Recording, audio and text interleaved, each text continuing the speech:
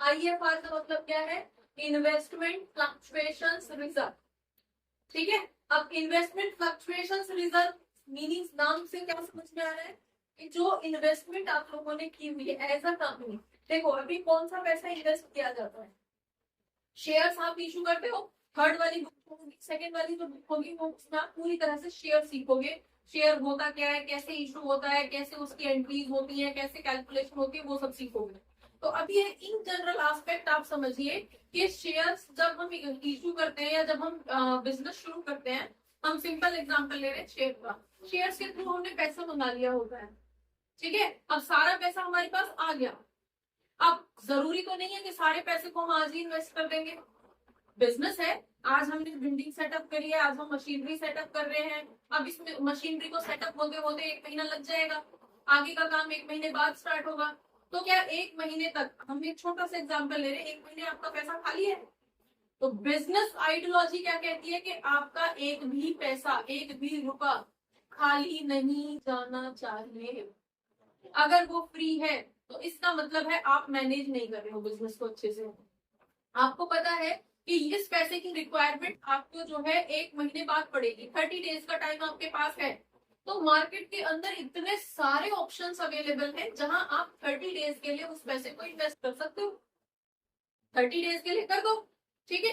30 days के बाद अब आपका पैसा ना चोरी होगा, ना आपको करंट अकाउंट में डालना पड़ेगा। करंट अकाउंट में डाल, इंटरेस्ट तो मिलता नहीं उसमें, तो अर्निंग तो है नहीं। उल्टा फॉर्म आपसे चार्ज करती है फाइन पैसा मैनेज करने के लिए। फाइन नहीं तो आपको कुछ अर्न नहीं होगा उस पैसे से। तो होगा कब? जब आपको मालूम है कि ये पैसा मुझे 30 डेज के बाद चाहिएगा और 30 डेज तक ये पैसा मेरा फ्री है, तो इसको ऐसी सिक्योरिटी के अंदर आप इसको इन्वेस्ट कर देते हो जहां से 30 डेज के बाद ये पैसा वापस आ जाएगा, चोरी नहीं हुई, वेस्ट नहीं हुआ, पैसा रिसाइकल होकर जब आपको जरूरत होगी तब मिल जाएगा, प्लस आपके लिए कुछ कमा के लेके आएगा, इंटरेस्ट लेके आएगा। समझ में आ गया? तो उसको बोला जाता है इन्वेस्टमेंट। कई बार कंपनी के पास जब एक्स्ट्रा पैसा बचा हुआ है तो उस पैसे को वो कहीं कहीं पे इन्वेस्ट कर देता है। समझ आ गया? क्लियर हो गया? ये इन्वेस्टमेंट कैसे होती है? ऑर्गेनाइजेशन के अंदर जो भी एक्स्ट्रा पैसा बचा हुआ है उसको आप इन्वेस्ट कर देते हो उतने टाइम के लिए जितने टाइम तक उस पैसे की जरूरत नहीं।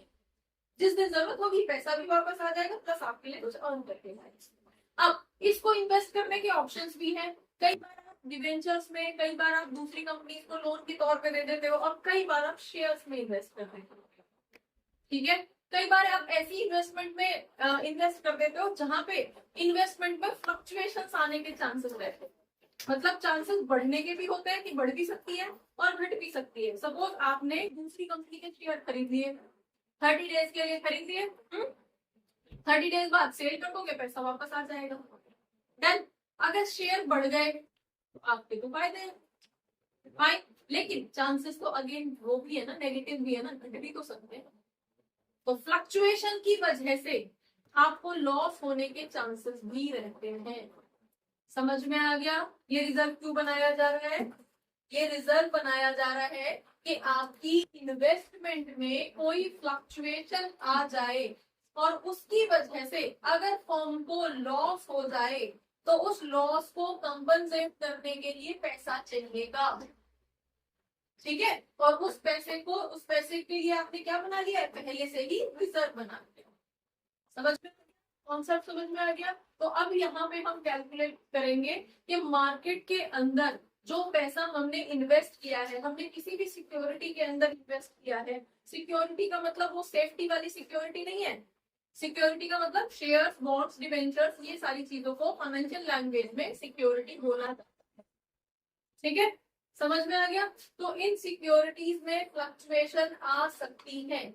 तो यहाँ पे हम मेनली दो चीजों को कंपेयर करेंगे कि उसकी मार्केट वैल्यू कितनी है, जितने पे हमने खरीदा था उसकी मार्केट वैल्यू कितनी है, ठीक है, प्लस उसके बाद में हमें प्रॉफिट हो रहा है या लॉस हो रहा है, फाइन, फेयर वैल्यू इसकी कितनी रहेगी। देन फेयर वैल्यू का मतलब बुक वैल्यू, आप मान के चलो फेयर वैल्यू तो इनकम टैक्स की लैंग्वेज आ जाती है, सिंपल बुक वैल्यू।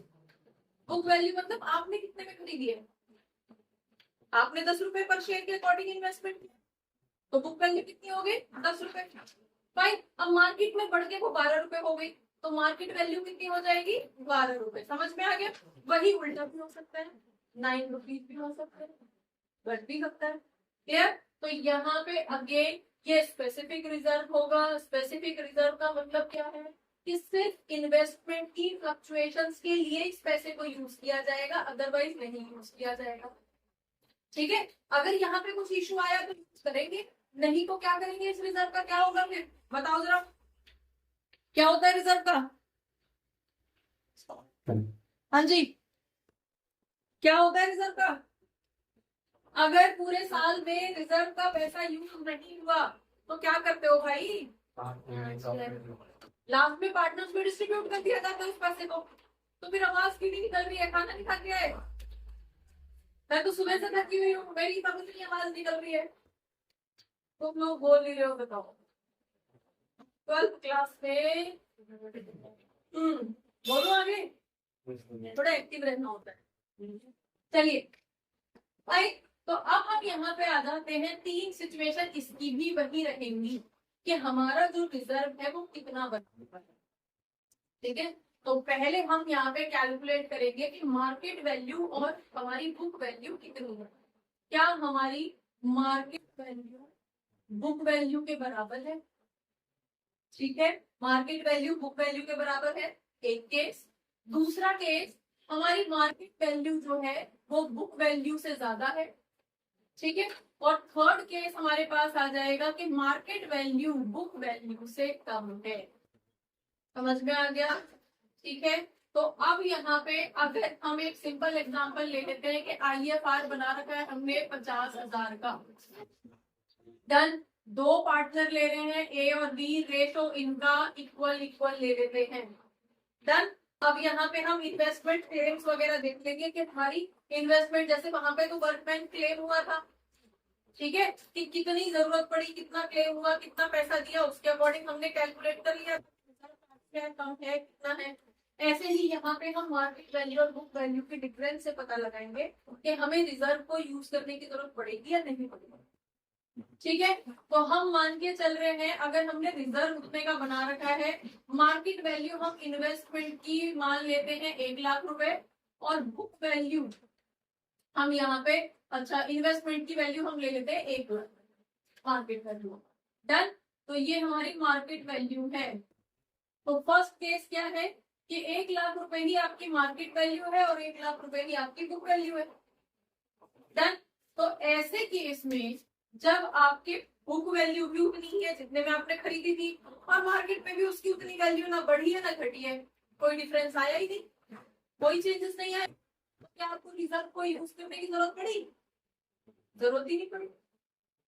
समझ में आ गया? तो यहाँ पे आपके पास जब क्वेश्चन दिया जाएगा कि ऐसा कोई चेंज हुआ ही नहीं है, या कोई इंफॉर्मेशन नहीं दी गई है, या बैलेंस शीट में जो इन्वेस्टमेंट की वैल्यू दिखाई दे रही है और नीचे एडिशनल इंफॉर्मेशन में भी उतनी ही है, क्या आपसे बोला जा रहा है कोई चेंज नहीं हुआ, तो ऐसे केस में यहाँ पे कोई भी रिक्वायरमेंट रिजर्व को यूज करने की नहीं पड़ेगी। तो रिजर्व तो यूज नहीं हुआ, तो जब रिजर्व यूज नहीं हुआ, पूरा साल निकल गया, तो अब क्या होगा उसका? अब वो पार्टनर्स में डिस्ट्रीब्यूट हो जाएगा। समझ में आ गया? कितना एंट्री बता दो जरा, जैसे WCR की हुई थी सेम ऐसे ही हो जाएगी। क्या करोगे? IFR अकाउंट डेबिट की पूरा कितना 1 लाख रुपीज का रिजर्व। अच्छा, रिजर्व हम कितने का बना रहे हैं? 50,000 का रिजर्व बना रहे हैं। क्या करोगे इसको? To partners capital account. Partners capital account हम यहाँ पे क्या ले रहे हैं? इक्वल, जो भी रेशो हो उस रेशो में। और कौन से रेशो में? पुराना रिजर्व है ओल्ड रेशो में। ठीक है, तो हमारे पास 2 A's कैपिटल अकाउंट और 2 B's कैपिटल अकाउंट।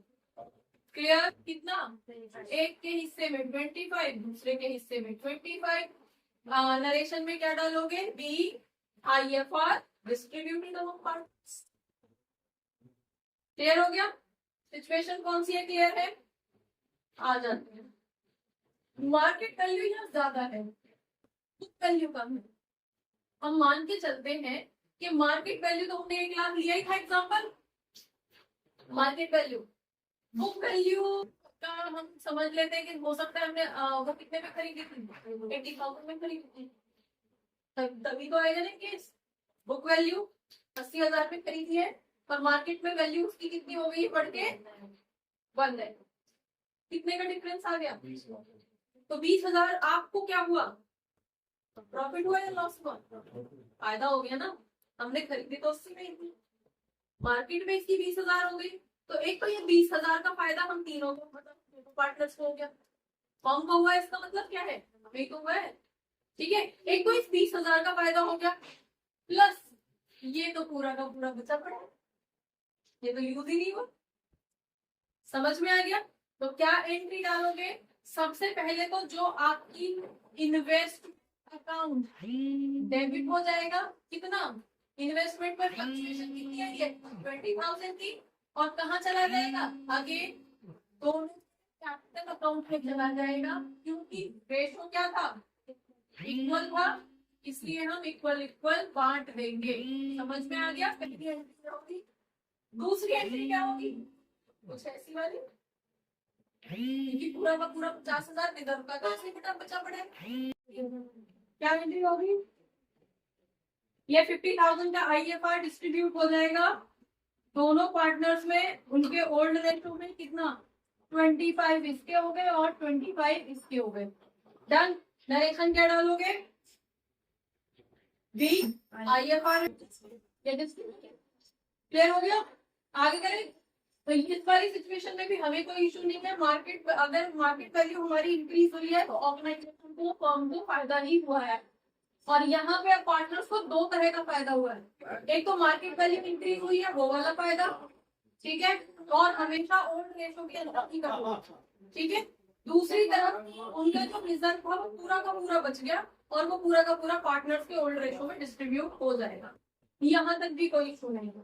अब पॉइंट कहाँ पे आएगा, मार्केट वैल्यू अगर कम है और बुक वैल्यू ज्यादा, इसका मतलब क्या है, हमने खरीदी थी 80,000 में, जो हमने एग्जांपल लेके चल रहे हैं, लेकिन यहाँ पे पता चला कि मार्केट में उसकी वैल्यू घट गई है।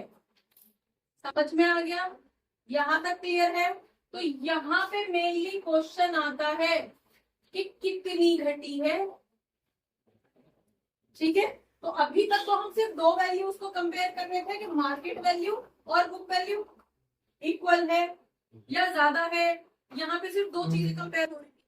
लेकिन यहाँ पे एक तीसरी चीज निकल के आ जाएगी कि क्या हमारे पास IFR इतना है कि हम उस लॉस को समझ में आ रहा है, ठीक है। आगे बढ़ू तो यहाँ पे अगेन हमारे पास तीन सिचुएशंस आ जाएंगी, अरे चलो, तो यहाँ पे अगेन हमारे पास जो है तीन सिचुएशंस निकल के आएंगी, 1, 2 और 3, इस तरह से कर देते हैं, ठीक है।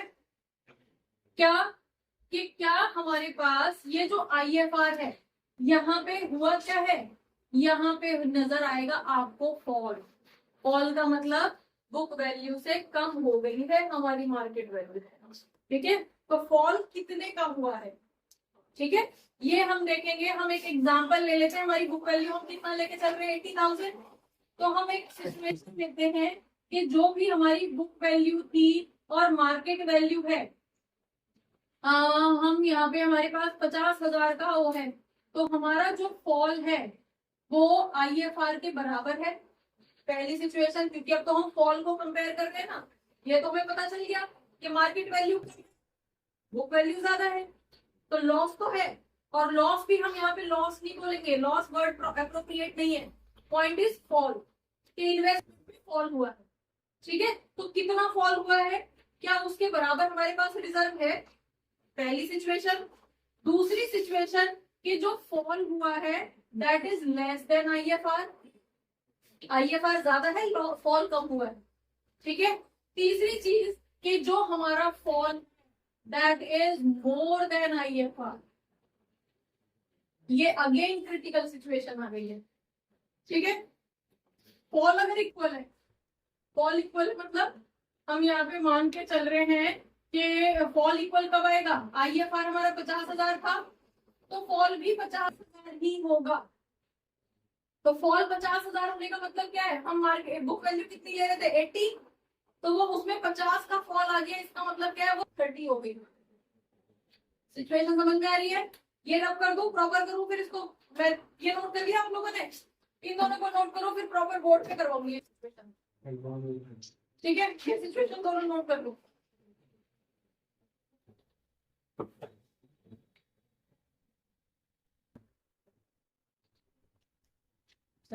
तो हम अब मेनली यहाँ पे थर्ड वाली सिचुएशन को कर रहे हैं प्रॉपर। डन? इस तरह से कि अगर ये फॉल आया है तो ये फॉल है कितना। एक सिचुएशन हम ले रहे हैं कि ये जो फॉल है ये इक्वल्स टू किसका है, IFR के बराबर है, ठीक है?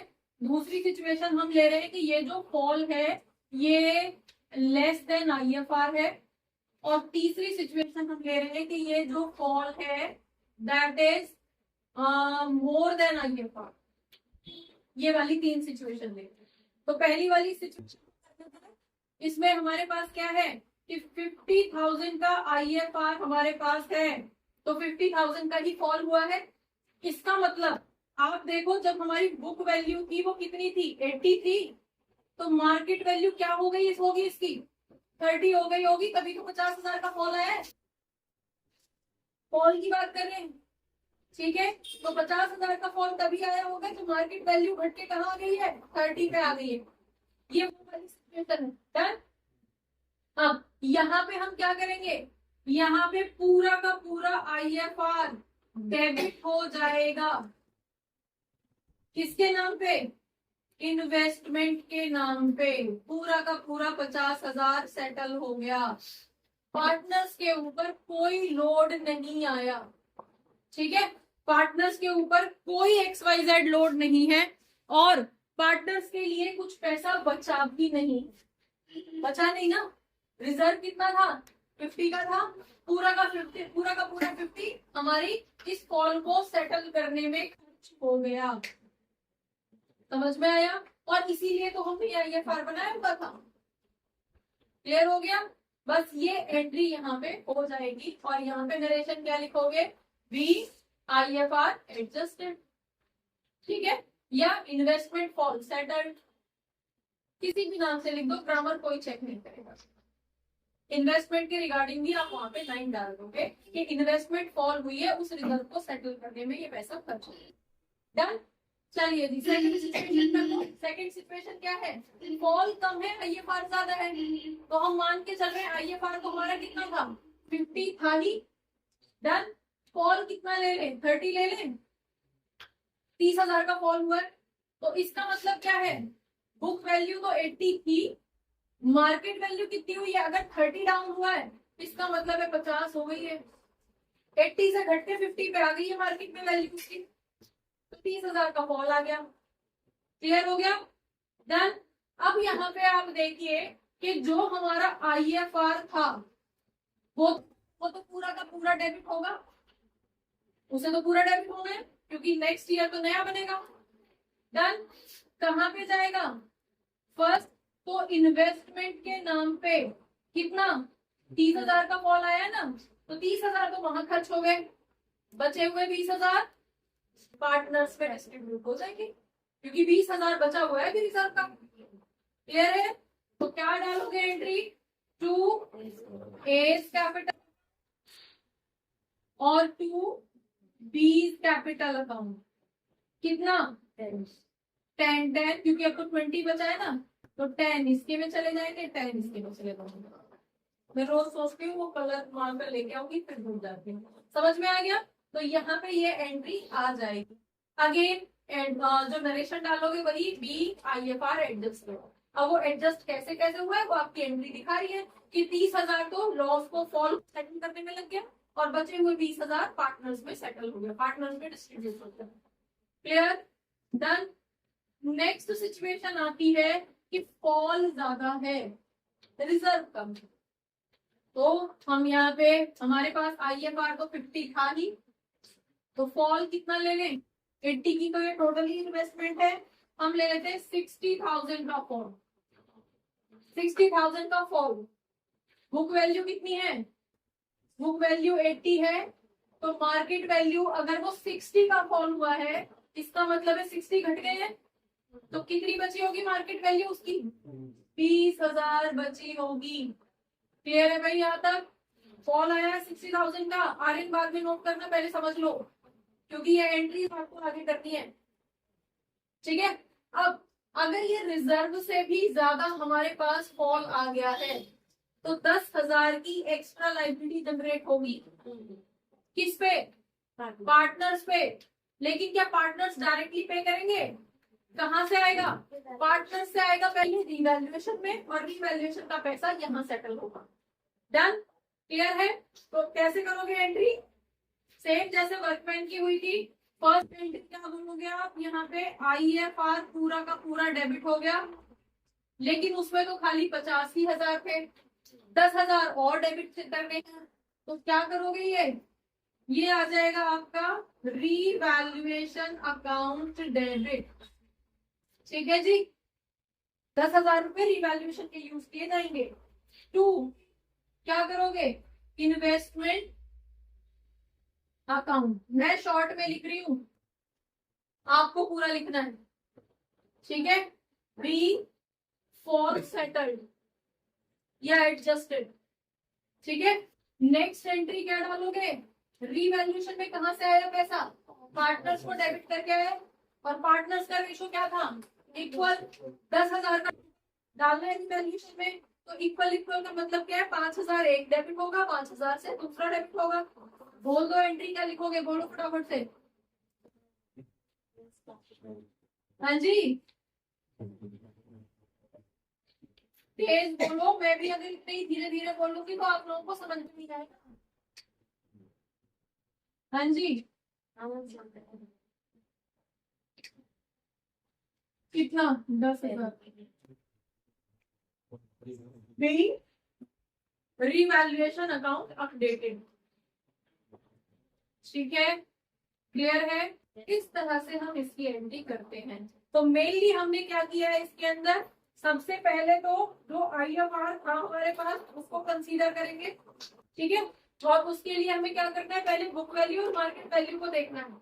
तो बुक वैल्यू, मार्केट वैल्यू अगर दोनों इक्वल थी तो रिजर्व से, मतलब रिजर्व का तो यूज हुआ ही नहीं ना, ना फॉल हुआ, ना लॉस हुआ, ना प्रॉफिट हुआ, राइट? तो पूरा का पूरा रिजर्व किसके लिए बच जाएगा? पार्टनर्स के लिए बच जाएगा, और वो PCA में क्रेडिट हो जाएगा उनके रेशो में, ओल्ड रेशो में। दूसरी सिचुएशन थी कि मार्केट वैल्यू अगर ज्यादा है, रिजर्व कम है, मतलब आपकी बुक वैल्यू कम है, मार्केट वैल्यू बढ़ गई है। तो मार्केट वैल्यू बढ़ गई है तो एक तो पूरा का पूरा रिजर्व पार्टनर्स के लिए बच गया, प्लस दूसरा जितनी वैल्यू बढ़ी है वो भी तो फायदा पार्टनर्स को ही हुआ है। तो दो तरह का प्रॉफिट जो है पार्टनर्स के अकाउंट में क्रेडिट किया जाएगा। डन?